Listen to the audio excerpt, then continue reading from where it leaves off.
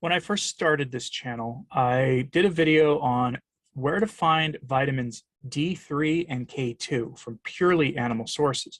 And there were people in the comments asking for something like that on where to find magnesium and potassium from purely animal, meaning carnivore sources. So let's do that today because there really is no reason why on a properly done carnivore diet you should ever have to use supplements unless they're for assist like a performance in the gym or something, or electrolytes. That seems to be the one that we can't seem to do without. So let's talk about magnesium and potassium today. What do they do? Why are magnesium and potassium so important on the carnivore diet? Well, first, most magnesium and potassium for people on the standard Western diet come from plant sources. There's going to be legumes and beans and nuts and other things that you just don't eat on the carnivore diet. But they help with some very basic functions of your body. For instance, potassium regulates your heart.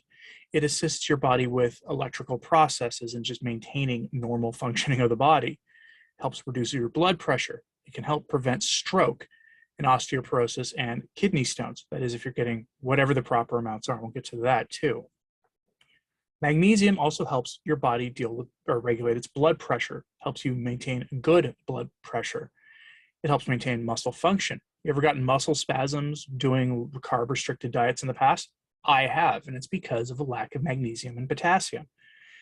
Magnesium helps with your energy levels. It can help you with maintain decent blood pressure, prevent heart disease, and again, prevent osteoporosis. So we end up seeing here is, though low magnesium is also linked to inflammation in the body. And not surprisingly then, potassium assists your body in dealing with inflammation.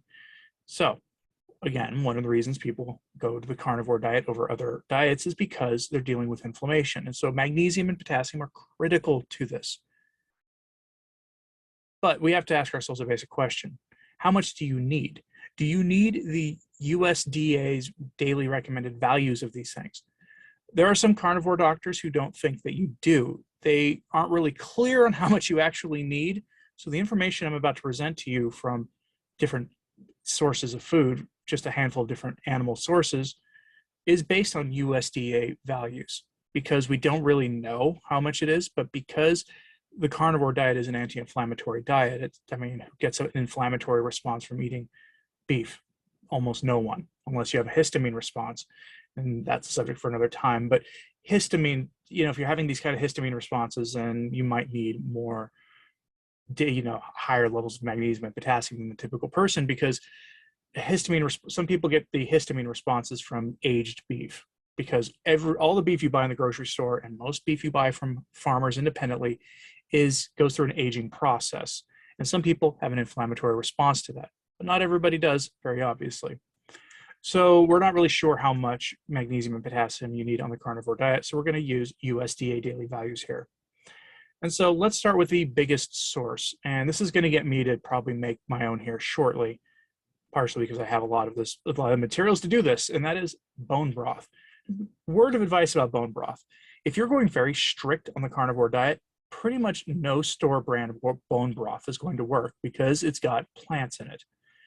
I love Kettle and Fire bone broth. I actually have a lot of it here from my keto days. Thankfully, it has a very long shelf life, but it's got a lot of plants in it. Now, if you're doing relaxed carnivore, then you're probably not going to care. Knock yourself out. That stuff is actually, tastes pretty good.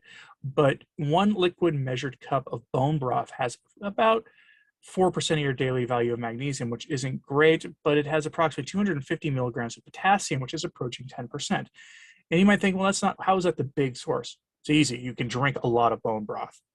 The protein that's in bone broth isn't exactly the most bioavailable because it's just collagen. You pretty much have to pair bone broth with a complete protein to really get the full benefits of that collagen that's in there. And it's got a fair amount of sodium in it, which is also not a bad thing on the carnivore diet, which is a subject for another video itself. But it's the easy source because you can drink over the course of the day. How many cups of bone broth do you think you could drink over the course of the day if you were just saying, I'm going to drink bone broth today multiple times without overdoing it? 4 cups? Probably pretty easily. So that's the easy source, the easiest one, because you can make bone broth out of beef. So if you're doing like the lion diet, You can make bone broth out of beef, although some people will say that you don't eat, that bone broth isn't part of the lion diet either. But okay. The next easy source is going to be salmon. For a 3.5-ounce serving of salmon, you're going to get roughly 95 milligrams of magnesium, which is 24 to 30% of your daily value according to the USDA. Salmon also has 423 milligrams of potassium in the same size of a serving, or 12% of your daily value. And that's 3.5 ounces. If you're eating salmon and you're doing the carnivore diet, you're probably getting at least 8 ounces, maybe more, right? You're doing the surf and turf thing at 12 ounces of that and a nice 16-ounce ribeye paired together.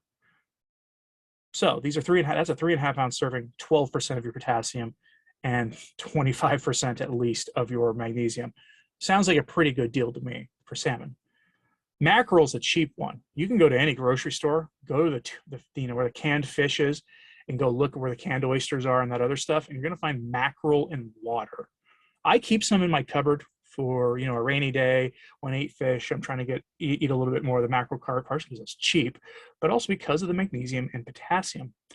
It has about 82 milligrams of potassium, or rather magnesium, in one serving. That's about 20% of your daily value. Mackerel also has 700 milligrams of potassium in a standard serving. That's 20%. The cans are tiny. They're like this, right? You get a small can of magnesium, or you get a small can of mackerel. You could look at it as eating a can of magnesium and potassium. These are your electrolytes, and you're getting them when they're just in water. Sometimes you'll find mackerel under, I think, Kipper Snacks, under that name there, and they'll have some black pepper on it. If you're fine with black pepper, they're quite tasty.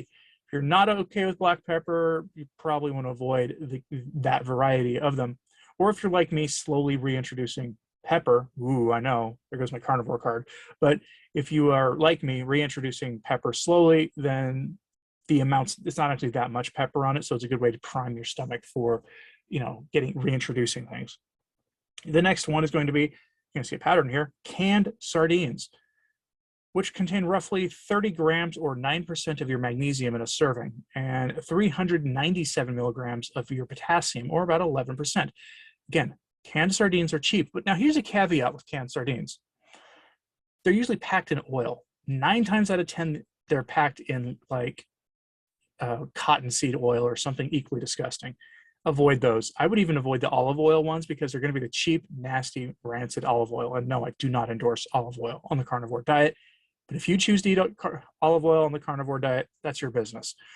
But they're usually packed in oil. Now, you can get sardines in water. You can get them packed in mustard and hot sauce. I don't recommend the hot sauce ones for the same kind of reasons. Hot sauce being questionable at best on the carnivore diet. But you can get them packed in water. You're going to find similar nutrition information also for canned anchovies. The problem you're going to run into with anchovies is I have only ever seen one brand of anchovies packed in water, and they're not like the ones that are packed in oil. I actually like canned anchovies packed in oil. They're delicious.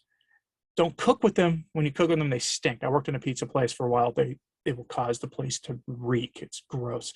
But anchovies have a similar nutrition information. You can't find them in water when they're brined like they are in oil. Okay, so I think Wild Planet makes a canned anchovy, but it's like they look like sardines and they taste like sardines. They also have a lot of magnesium and potassium.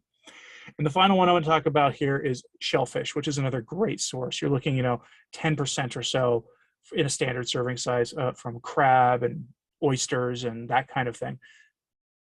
Now, a lot of people say, well, these are all seafood. What about, things like mercury and heavy metal poisoning and things?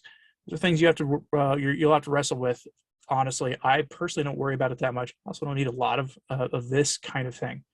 And the other reason for that is, at the end of the day, you can get magnesium and potassium from the muscle meat of beef and from lamb, but you're looking in the 4 to 5% range for 8-ounce servings. It's not much, which again begs the question: do carnivores need as much potassium and magnesium? And I guess the answer to that is it depends.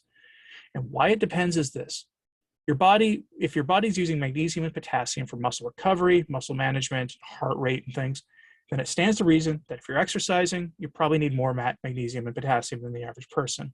If you need more magnesium and potassium than the average person due to exercise, you might want to take some external supplementation in the form of, Element or Keto Chow or something like that, which famously have a fair amount of magnesium and potassium in them. But, telling someone who is athletically inclined to consume electrolytes isn't exactly much of a stretch anyway. But you can get some magnesium and potassium from just eating beef. And there are plenty of people who only ever eat beef, 1 to 2 meals a day, 7 days a week on the carnivore diet. And they do fine. But if you're the kind of person who needs more, I would start with your bone broth, because that's just the easiest place to do it.